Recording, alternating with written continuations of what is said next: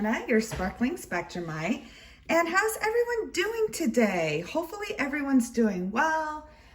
Spring is definitely here. I am absolutely loving this weather. It's actually kind of been uncommonly hot for April, especially in Kansas, because we literally have had over a full week of 80 and higher. Like I think the highest, it was 85, which is kind of uncommon for April, which does make me wonder about storm season coming up. Because tornado season is a legit thing here and we are coming upon it. So yeah, kind of seeing this uncharacteristically warmer weather right now, it makes me a little nervous. So we'll just kind of see what happens. Thankfully, last night we were expected to get like really bad weather and it did not come to fruition, thank goodness. However, about an hour away from us, there was a pretty good tornado going on.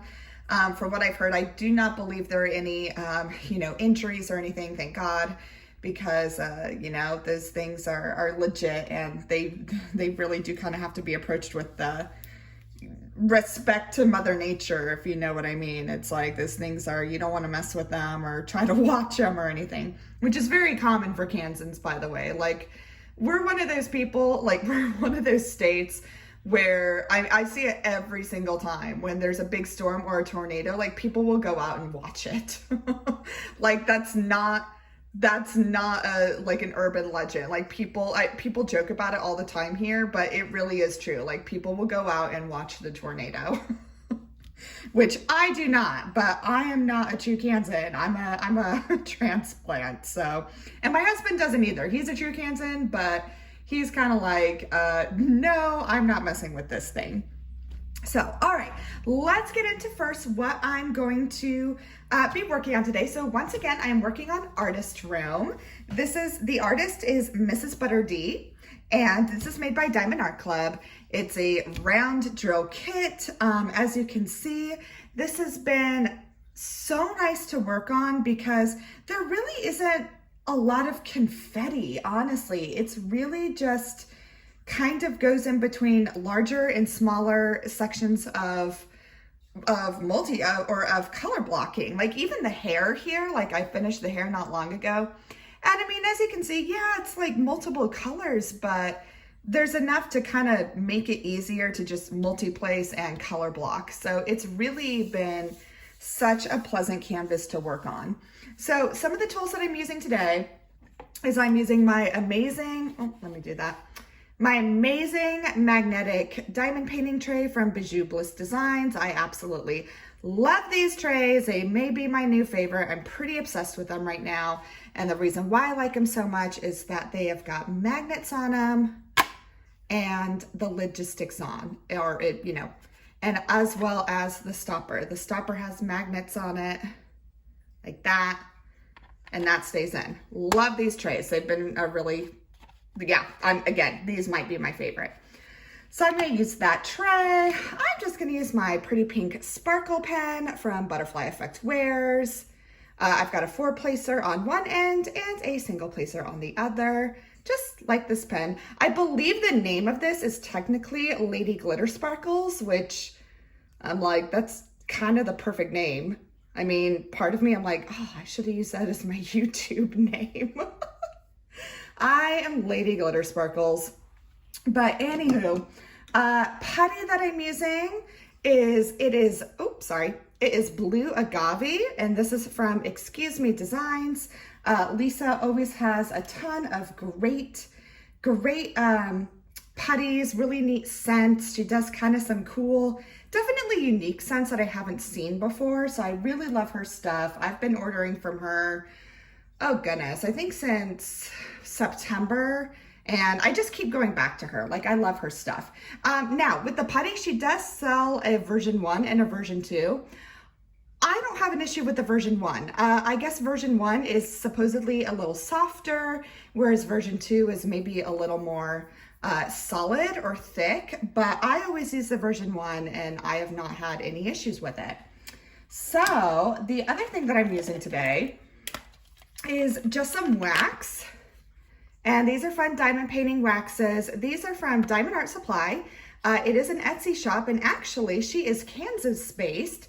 So I was like, oh, gotta support my my Kansas small business for sure. Like this is almost as local as I can get as far as diamond painting supplies and small shop. So, and this is a nice cucumber melon wax, and she does cute little shapes. She makes hers into shapes, and like these are gonna be fun for the summer because it's like a little popsicle and all that. And I ordered these, I think back in August, and they still smell amazing. So her scents really last, and they're really nice. And the tin that I keep them in, because I like collecting tins, is this beautiful tin by Storm Sister Studios. It is also another Etsy shop. And what they do is they take, these just kind of like Altoid tins, right? And then they use all this is like polymer clay with then like a resin clear top over it. And I absolutely love these tins. And as you can see, there's like a little butterfly on them. So super cute.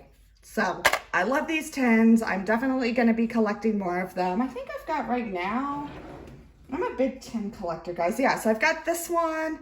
Then I have it for the seasons. I had this one, this cool Lisa Frank one for Halloween. Then I have this beautiful nativity one I got for Christmas.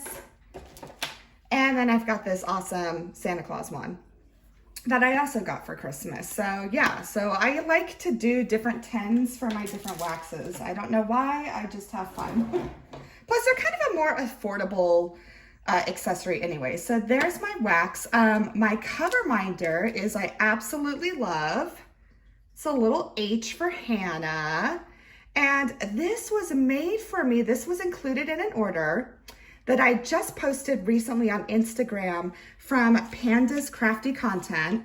The owner of that shop is Julia. Julia does amazing resin art. She is just absolutely phenomenal, and she included this really pretty cover minder with my order. So as you can see, this is my new like pen caddy. And oh my gosh, guys, I love it. Like you can tell it's all sparkly. Of course, it's pink. And so Julia made this. She has this in her shop. And as you can see, it has a little cup to hold your pen. And then this little dish that you can put like your washi tape in, your putty in that you're using. You could also, and I put my cover minder in it too when I'm, not using it. So it's just like this really awesome little desktop caddy. And then what's really cool is when you're done using your tray, you just nestle it in right there and it holds your tray too.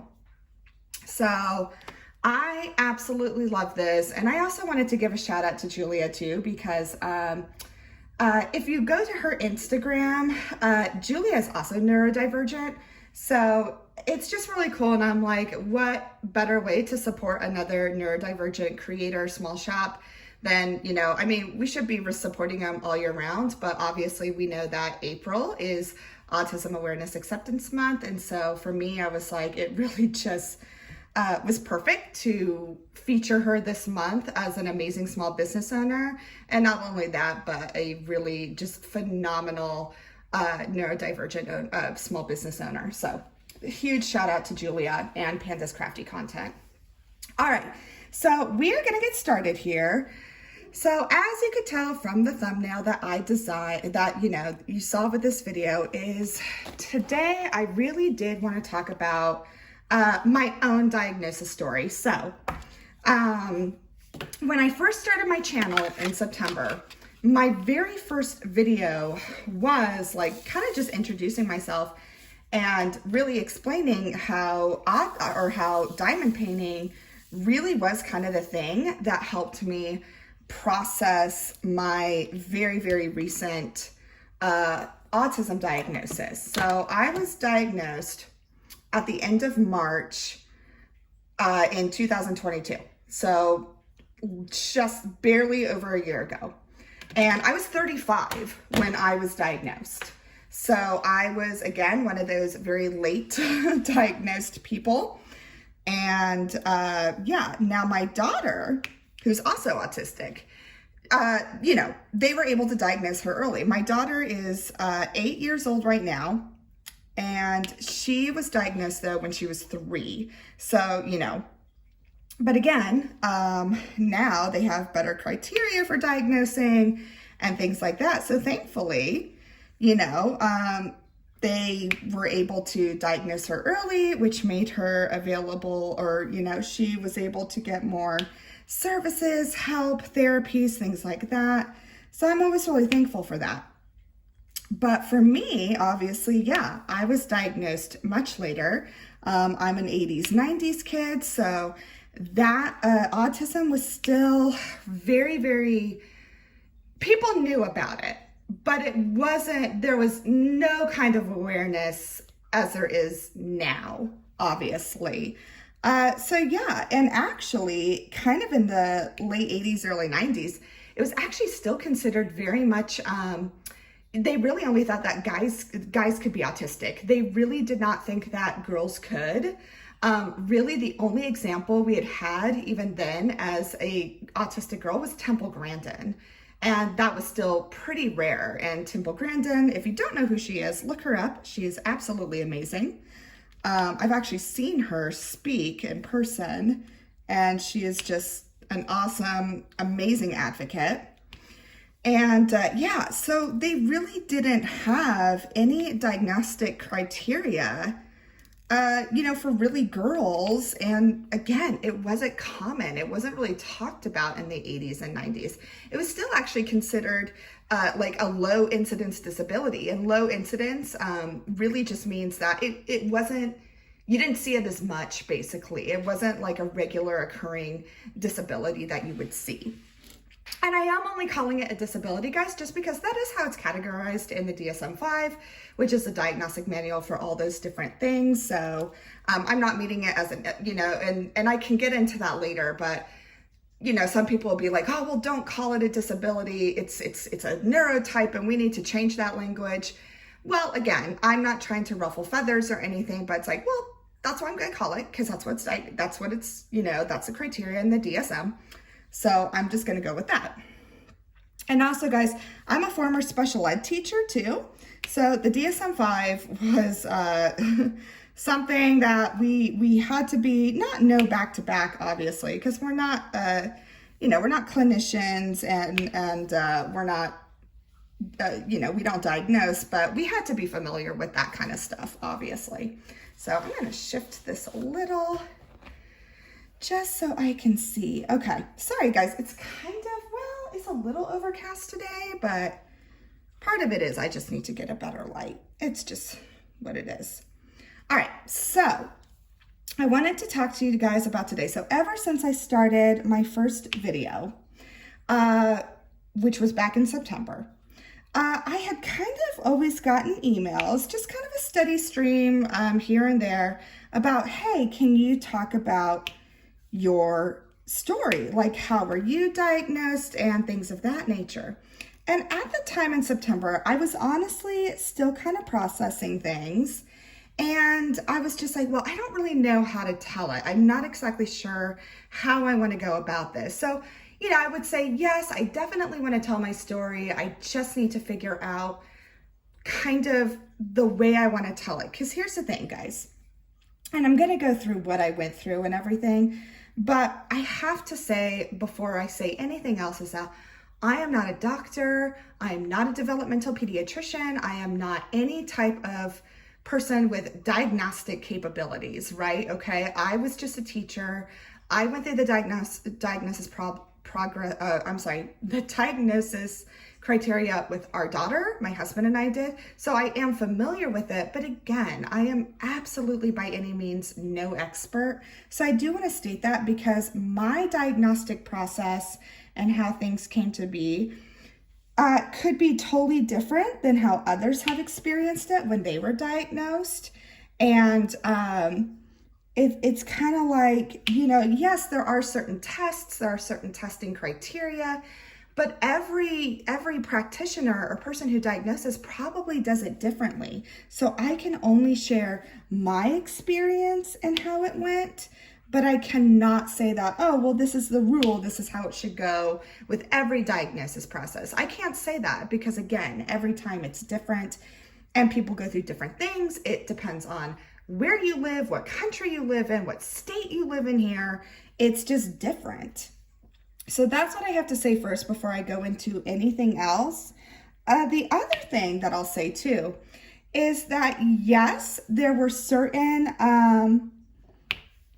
characteristics I had that definitely made for a autism diagnosis. However, I'm not going to say that, oh, these are the main characteristics for an autism diagnosis, because that's not what I mean either.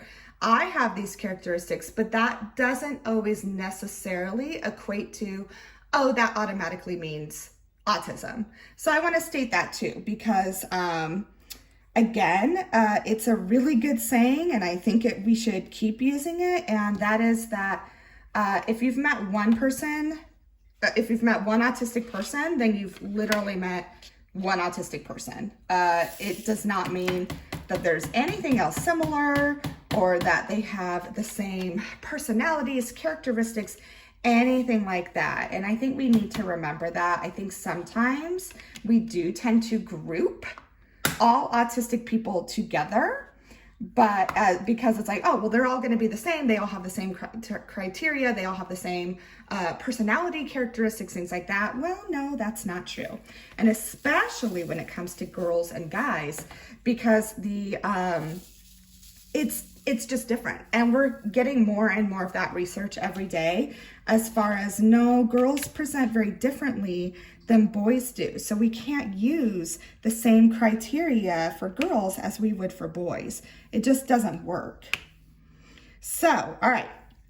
So kind of going back into childhood. All right. So we'll start there. So as a kid, you know, and again, now I've learned this through talking with my parents and having those type of conversations. When I was a kid, I had 3 older sisters. So a lot of the time, you know, as the younger sister, I just kind of went along with things. And then I had a younger sister. And according to my mom, I wasn't exactly a very affectionate child. I typically, I was not really into like sitting on anyone's lap or cuddling. I wasn't even a hugger. It just wasn't for me. I'm honestly still like that today. Even my family now, they're like, yeah, Hannah's she's not a hugger. And, you know, they know that, you know, they're kind of like, yep, that's just who she is. And that was kind of always me as a child too. I just was not, the most, let's say, it's not that I wasn't affectionate. I wasn't the most physically affectionate. So going back to that, yeah, I like hugs. I didn't really care for hugs. My mom would even tell me stories of like, she'd try and sit me in her lap and read to me. And I just really wasn't having it. Like, yeah, read to me, but don't put me in your lap. So that's kind of how I knew. That's kind of some of my childhood. Another thing is, and again, I'm going by kind of how I was described as a child, is I was also very, very sensitive. And when I mean sensitive, I cried a lot. That was kind of the way I could express myself, is through crying. I really did not talk until after I turned 3. So I wasn't very verbal in the beginning. And eventually, you know, then started talking, but mostly my way of communication, you know, kind of for those first 3 years, even really 4 years, because even when I was 4, I could talk, I just didn't. A lot of my way of expressing myself was mostly through crying. I was again, very sensitive to things, and crying was kind of the way I communicated. So, yeah, growing up, I had basically one best friend. So I didn't have a whole lot of friends, to be quite honest. I had a handful, and really the one I had, I was extremely loyal. I was almost kind of like, oh, I have this friend. This is my friend. This is who I'm sticking with. I don't really need any other friends because I've got this one. That was kind of my mindset. I wasn't, I mean, yeah, I just was kind of like, oh, I'm good. I have my friend. That's all I need. And then what happened, unfortunately, is my best friend moved away. So we were best friends from like second to fifth grade. And then unfortunately in fifth grade, she moved away. And it's funny now because I remember when that happened. And again, this is now conversations I've had with my mom, as an adult and, after my diagnosis. Is I asked, because I remember when my friend moved away, I remember my mom was like as upset as I was. And, as a parent, of course, I could see that, oh, my child lost their best friend. Like, yeah, of course it would be upsetting to a parent because you don't want to see your child hurt. But I mean, I just remember her being just really, really sad about it. And I kind of always wondered about that. I was like, gosh, why was mom so upset? Like, I get it. She doesn't want to see me hurt, but like, she seems really upset. And I talked to her later about that as an adult. In fact, I talked to her kind of right after my diagnosis of last year. And I said, Mom, why was that? Like, I always kind of got the impression that you were upset about, my friend moving, but it almost seemed like you were like just really upset. And it was interesting what my mom said. And again, she didn't tell me this until literally like last year, right? Which again, I'm not trying to say, oh, she should have told me, nothing like that. And she told me, she's like, honestly, Hannah, she's like, I was really upset when your friend moved away. And I said, well, why? Like, I get it. You probably didn't want me, to feel sad and things like that. She's like, yes, of course. But she's like, Hannah, honestly, she's like, I was nervous.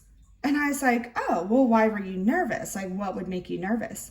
And she said to me, she's like, it's because I honestly did not know if you were going to make another friend. And that really stuck with me because I was like, oh my gosh. So it's very clear that I'm sure my mom, and again though, guys, autism it wasn't talked about. This was the late 80s, early 90s. So it really wasn't a thing. I mean, even then there were still autistic children being sent to like special schools and everything. It's crazy, but our special ed law and our our rights, they've evolved very slowly, to be quite honest. And so that wasn't even anything she was thinking of. Like, no one would even mention it. But I think it's interesting that she kind of already had that inclination, like, okay, it's obviously difficult for my daughter to make friends, and she was nervous about it. Like, she was concerned for me. So yeah, so now, needless to say, I did end up making other friends. I did. But they were very, very, I did not have many. I think probably throughout, the rest of elementary, middle school, and high school, I had 3 friends. Like, those were it. And I really met them in high school, and I met them in choir. We were all in choir together. We kind of all had that same passion. And that's who I stuck with through all of high school, were those still 3 good friends. And it's kind of interesting. So as far as like learning in school, it's funny. Learning, actually, I still love to learn. That's the thing. I love learning about new things. I love trivia, things like that. And school was actually pretty easy for me. Math was not. I was really terrible at math. I'm still not good at math. I can do maybe basic algebra. That's about it. But yeah, math was hard.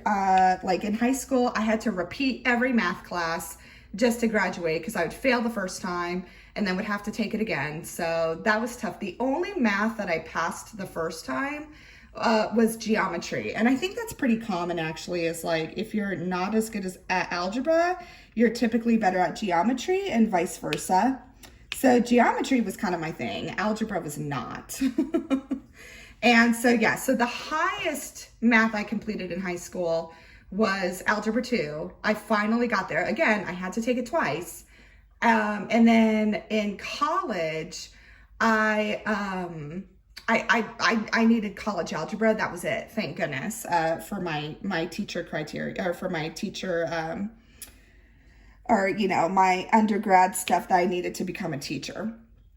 So yeah, so that was the thing. Even for high school, so I did graduate high school on time and everything. And but it's interesting. So typically, and I kind of look back at it now just to kind of reflect. And typically with a lot of high school graduations, like people will have a graduation party, right? And all your friends show up and everything like that. I remember when I was graduating high school, I did not want that. And my parents had asked, they're like, well, do you want like a graduation party and invite your friends? And I already kind of knew in my head, I'm like, I literally have 3 friends. Like, that's not really a party. Like, I knew that having a graduation party, I'm like, I really don't want to do that. And honestly, it's because I thought no one's going to show up. Like, that's just kind of how I felt. Because again, I did not have a whole lot of friends. But what I ended up doing instead, which was actually really fun, is I ended up going on a road trip with my 3 other friends. And we ended up going to go see like a traveling musical. We were all choir nerds, and Phantom of the Opera was traveling. So we went to go see Phantom of the Opera and, stayed the night at a hotel and all that, and did like this cool little like weekend road trip. So that's what I wanted to do as like a graduation celebration. And thankfully, my parents were on board with that. They knew we were responsible, and I wasn't really a big troublemaker, to be quite honest, guys. So yeah, so that's what I ended up doing. And I'm always so glad that I did, because it really is like just a great memory that I have. And it was fun to be able to do that. So that's what I did, was take that road trip. So then going into college, it's interesting. So I went to a community college first because I studied music, and they gave me a scholarship. So I was really fortunate that my first 2 years of school were paid for, and I didn't have to, I had at least my first 2 years of college free and clear, which was useful. And also at the time, I had really bad test taking anxiety. So at the time, now I don't know if the criteria has changed, but when I went to community college, you did not have to take the SAT or the ACT to get into a university. So I never did. So in high school, I never did take the ACT or the SAT. Never have taken them, and can still claim that to this day, that I never had to take those tests, because I knew I was probably going to be going to a community college. I also lived at home during my time at community college, because frankly, being on my own or being in a dorm kind of scared the crud out of me. So I was like, nah, I'm good. I'm going to do community college first. Well, I knew I wanted to be a teacher though, and I wanted to get my bachelor's, and I particularly wanted to go into special education.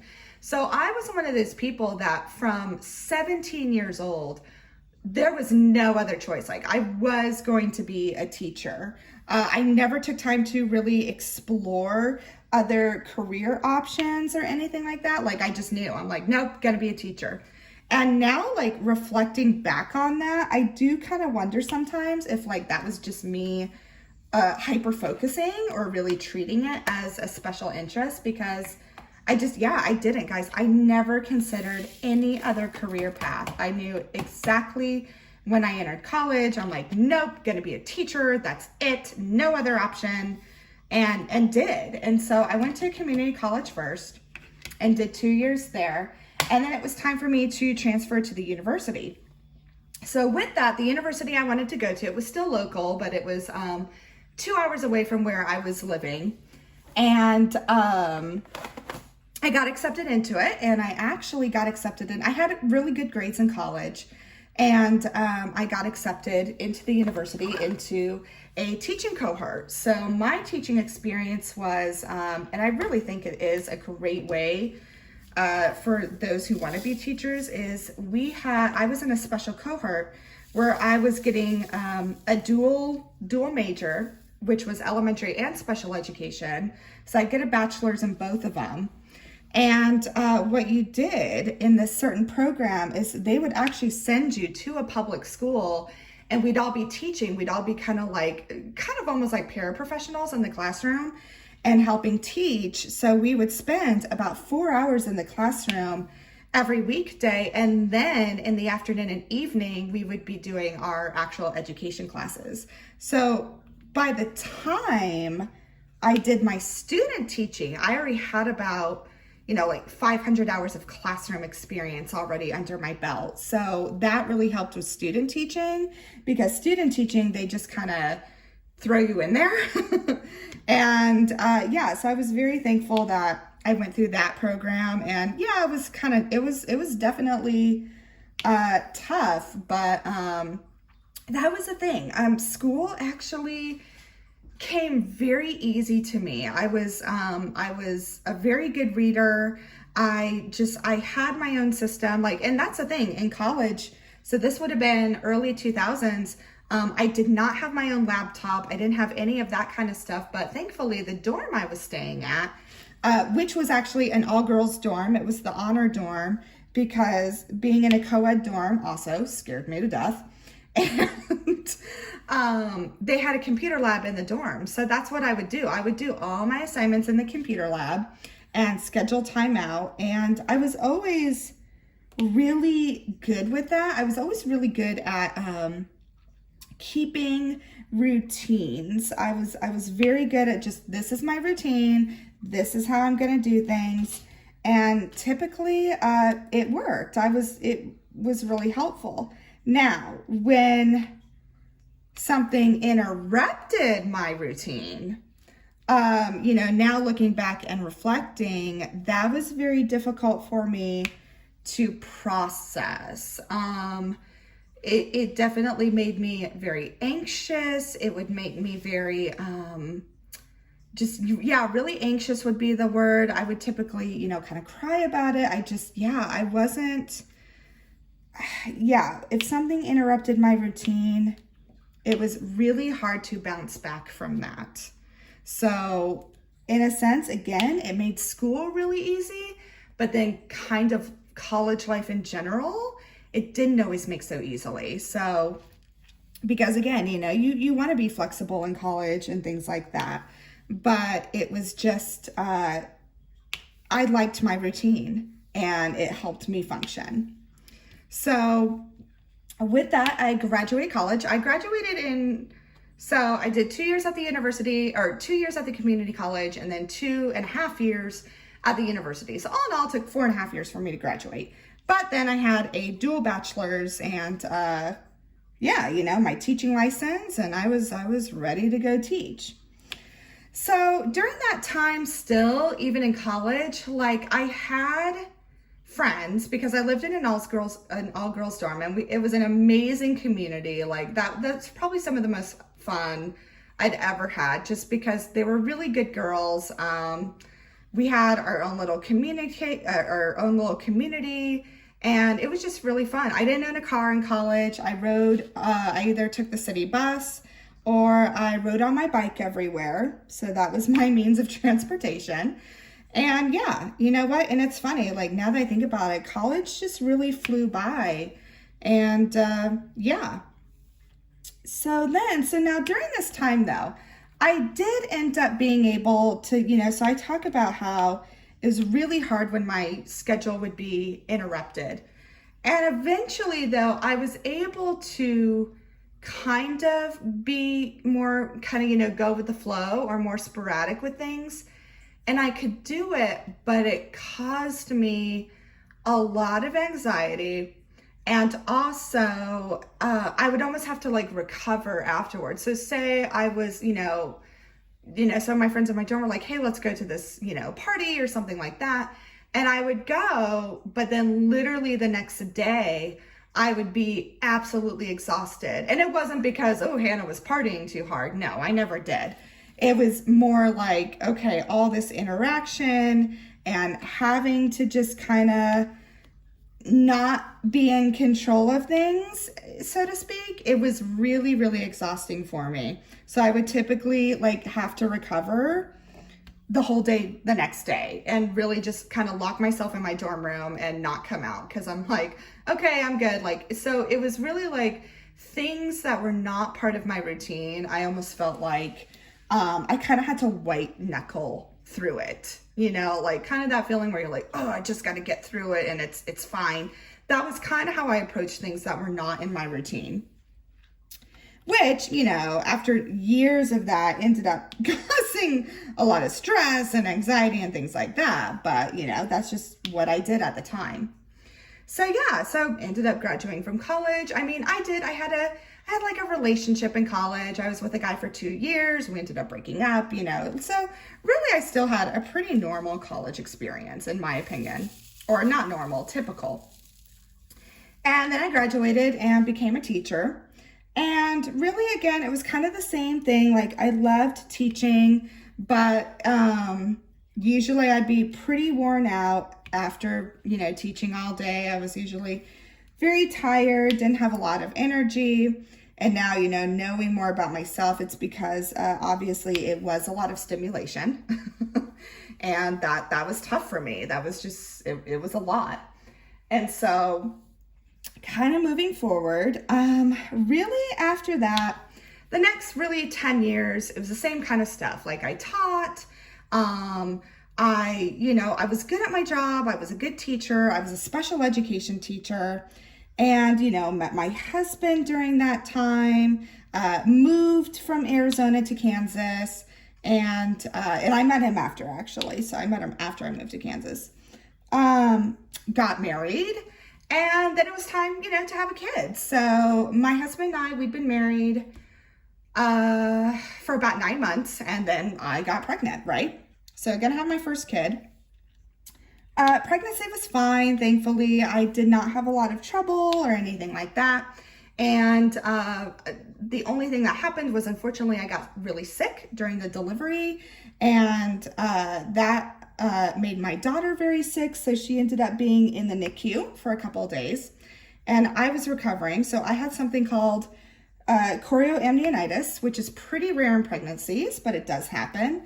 And unfortunately, it just made my daughter and I really sick. And so she was put in NICU. I was treated extra because I was close to going into sepsis at the time. So yeah, it was kind of great pregnancy, but just horrible delivery. So, and I laugh at it now, guys, just because, now I'm healthy. My daughter is super healthy. It was extremely scary. And now when I look back, like, I don't think I realized how serious it was at the time. And now looking back at it, it's like, oh yeah, like I literally almost died having my kid. But again, she's very healthy. I'm healthy, and, still the best thing I ever did. So this is still the same. I'm still teaching, I've got a newborn. And that's when we started noticing things with Maggie.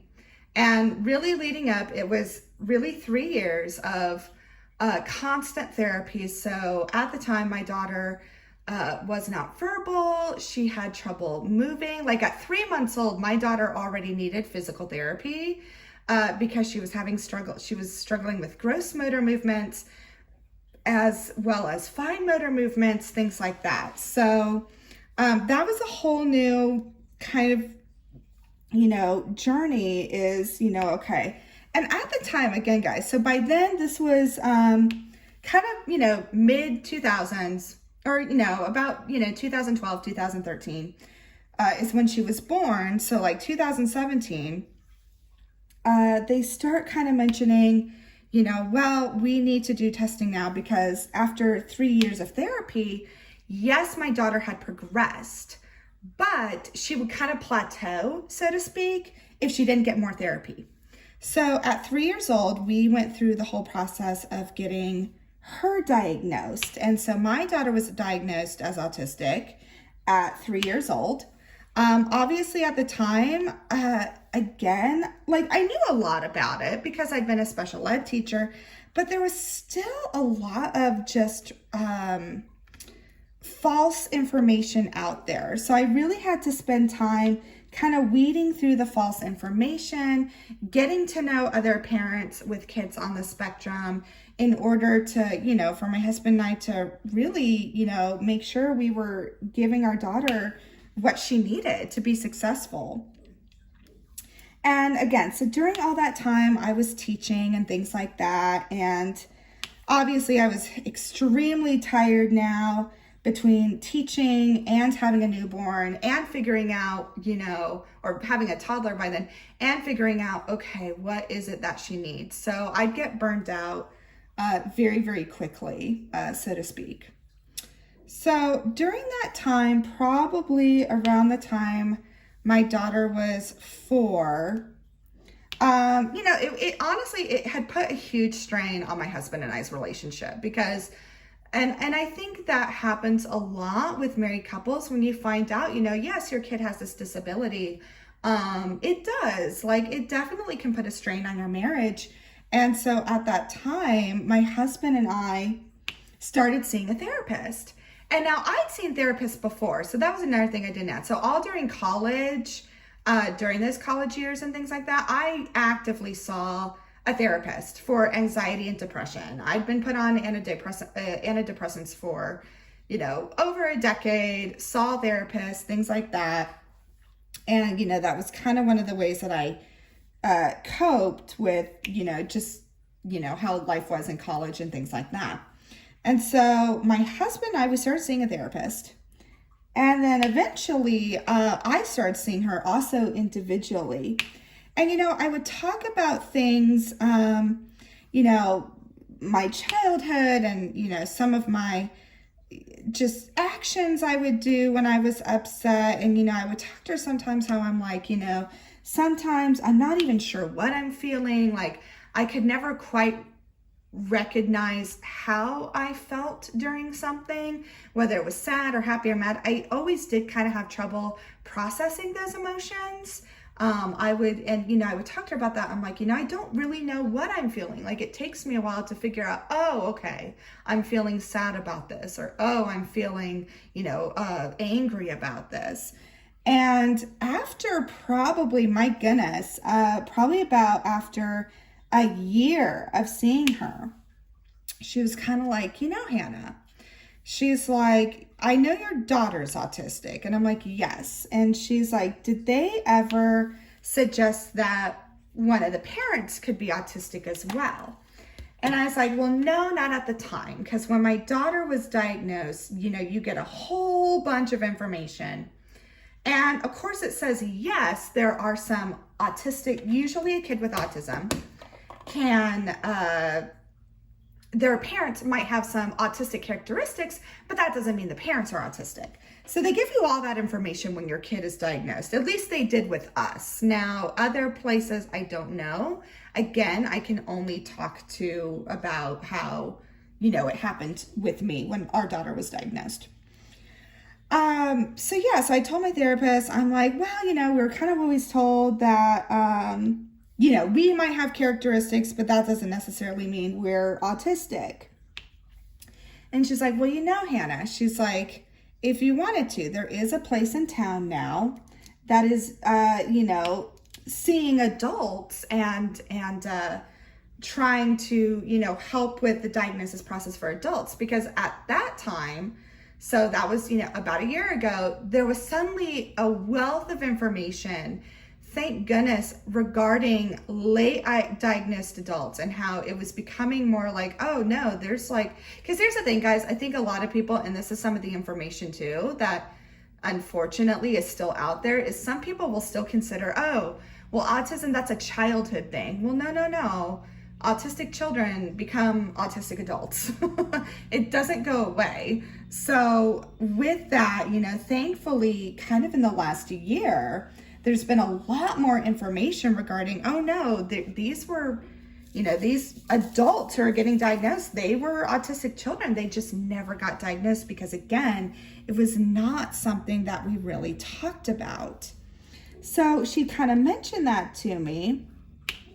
And she's like, how would you feel about maybe getting checked yourself? Because she's like, I'll be honest, I'm going to tell you why. She's like, everything that you've told me, in this last year and a half, she's like, it might benefit you to maybe see someone, regarding that and maybe getting more answers about yourself. Because she's like, I've heard all your history. I've heard everything you've gone through. And she's like, I gotta be honest, you remind me of another, client that I see who actually was just diagnosed. So it was interesting. And so I talked to my husband about it. I'm like, well, what do you think? And he's like, I think you should. He was very supportive. But then kind of what mattered to me too, so I talked to my parents, my mom about it, because I'm like, well, my mom, knew me as a kid and knows all this about me. And so I kind of talked to her about it. I'm like, well, what do you think? And she agreed. She's like, honestly, Hannah, she's like, I don't think it would be bad to see, let's see. So I got referred to a place by my therapist. And so there was a few stages I actually had to go through. So it wasn't like, oh, we think she could be autistic, can you test her? It doesn't go like that. So the process that I went through is at first, obviously had to call them. And at the time they're like, okay, well, there's at least a 3-month waiting list. So I'm like, okay, that's fine, and they're like, but in 3 months we'll call you and we'll see what we can do. So I wait 3 months, and finally it was February of last year, so February 2022, and I finally go to see this clinician, and they say, okay, before we even think about possibly going through the testing for autism, she's like, I really just want to talk to you first, kind of get a sense of what you've been through, your family history, what your parents have noticed. So kind of just like this full family history. So there I'm like, okay, let's see if I can remember 35 years worth of history. And so that's the first thing. So it's about 2 hours. And obviously she's asking some questions like, well, how would you respond to this as a child? And how were you with this as a child? And things like that. And so then after telling her, she's like, okay. She's like, here's what we typically do. She's like, after the interview that we just do, she's like, that's when we kind of determine if we need to go further and possibly look into the diagnosis criteria for autism and test you. Or, we're just kind of like, you don't really quite meet what we need to do in order to go through the testing. Well, I did. After my interview, she was like, she's like, I do think we need to explore this further. So she's like, we can start the testing process next month. And I said, okay. So then in March, I get, in March, it's time for my testing. And so it's a whole day worth of testing. And this is after this clinician had received my therapy notes from my therapist, kind of a family interview and things like that. So she already had quite a bit of my history already before we even started testing. And so we start the testing, and there's multiple intelligence tests. And the cool thing was, because of my SPED background, I was familiar with the test. So that was actually kind of nice, because I'm like, oh yeah, I know what these tests are. I've seen them before. So we start the testing, and it's all day. It was honestly pretty exhausting. And then my husband was there too, because she wanted to ask him questions and, things like that. So there was a few tests that she did. And I'm not going to say the specific test, just because, again, every clinician is different. Now, there are some standard ones. Like there's a standardized intelligence test. There's an adaptive skills test. These are fully research-based. These are, the tried and true, what we use. We also use them for children as well. They also have them an adult version, which is obviously what they used for me. And so with that being said, we get through the testing. And she's like, okay, well, she's like, now that we're all done. And again, so by this time we've done all day testing, multiple tests, a family history, therapist notes. I mean, pretty much my whole life, right? Medication history, everything. So she's like, okay, well, she's like, I'm going to go through all these, results and tabulate. She's like, but also I'm going to speak to my colleagues who are also, so it was, it's not just her that's, looking through all this information. It's like a team of people, very similar to how my daughter was diagnosed. And she's like, so you're going to come in next week and we'll go over, you know, what we believe and what your results were. So thankfully, honestly, like I wasn't nervous at all. I was just kind of like, okay, yay, done. I was just glad to be done with the testing because it was like, oh my gosh, it was a lot. And so I was just ready to be out of that room. And so a week goes by and I go in and they start explaining the results. So some of the things that they had measured with me was nonverbal intelligence and verbal intelligence. So verbal is like, you know, reading, writing, comprehension. Nonverbal is, you know, not that. So found out, had good scores in both. In fact, verbal intelligence was, and again, I'm not trying to like brag or anything, but it's like, it's really high. She was like, it was absolutely higher than normal. She's like, your comprehension skills are pretty amazing. And she was like, and honestly, your nonverbal intelligence, she's like, it's good too. It's within the normal range. But here was something that was different. So typically, when you measure nonverbal and verbal intelligence, right, usually one is better than the other. And it's usually maybe by a couple of points, you know, with the scoring. Mine was so different. Usually, like she was kind of explaining to me, she's like, yeah, usually there's maybe like 5 points difference between the two. Anything more than the like 10, that's like, whoa, okay, why is there just this huge discrepancy between nonverbal intelligence and verbal intelligence, right? Mine was 15 points difference. So there was a huge discrepancy between my verbal intelligence and my nonverbal intelligence.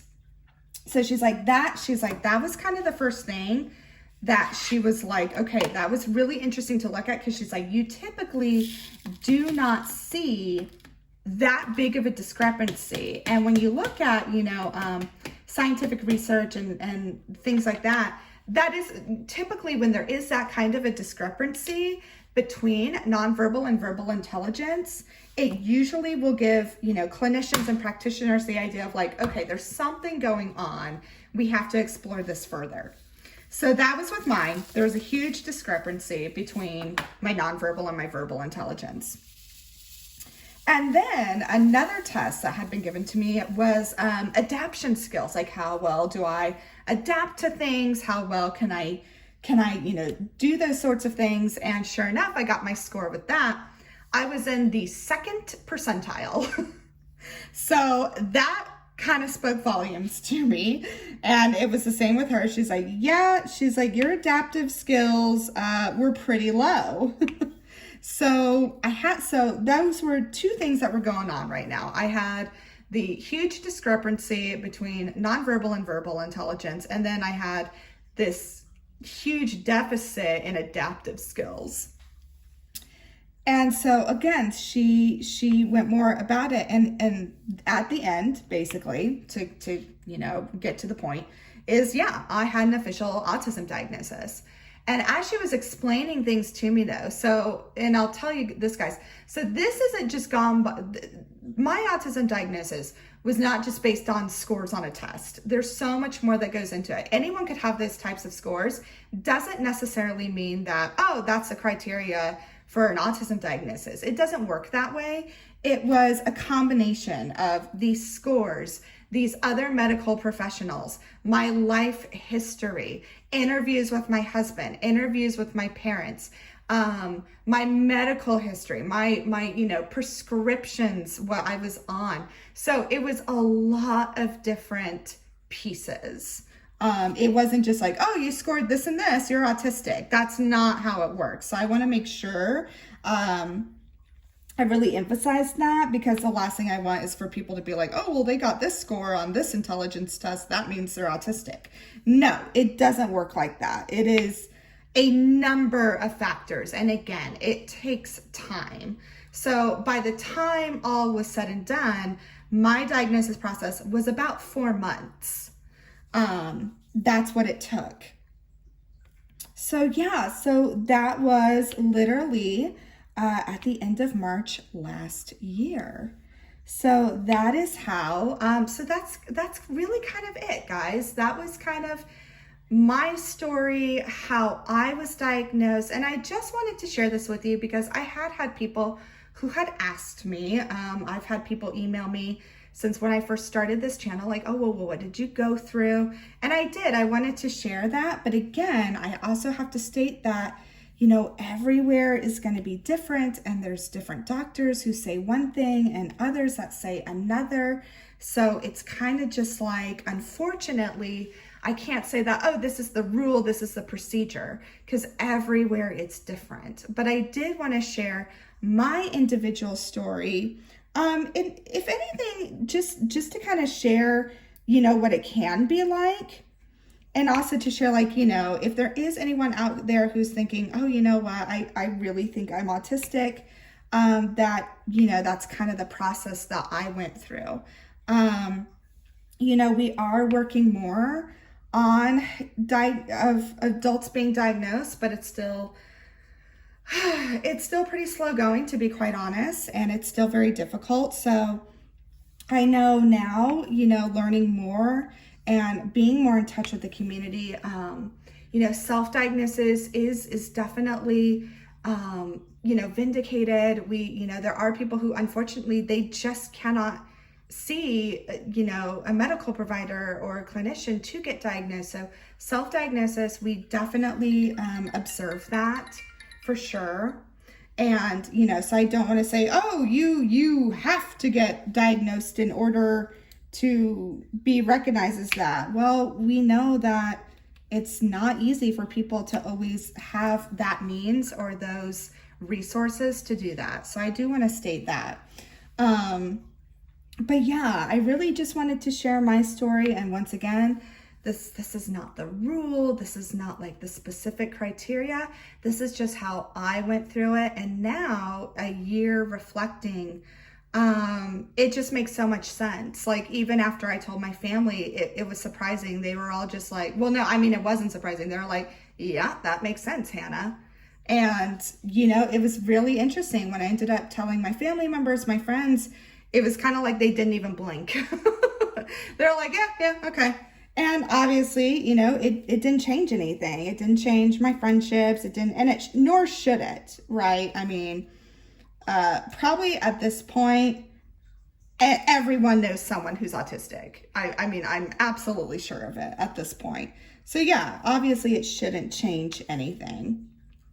But yeah, that's just kind of what I wanted to talk about with you guys. So hopefully, you know, I know this is kind of a different whip and chat, but you know, it's been a year, and I figured it's time to kind of tell that story, and I wanted to share that with you guys. And so, yeah, hopefully, I know this video was different, but I am going to end there. Hopefully this video brought you a little joy today. It always still brings joy to me making them, guys. And really, my story today, I'm very happy to share it with you. And, you know, if you have any questions, I do ask, please be kind in the comments again, because, there's a lot of different views and thoughts and opinions. So if you do have an opinion, or you do want to chat with me regarding, you know, my story or anything, I don't mind at all. Just please feel free to email me. Don't just put it in the comments, you know, or if you have a disagreement with something, email me, and I'm very happy to talk with you. And again, just share what I've gone through. So yeah, I hope this brought some joy to your day, and I will see you in the next video. Bye.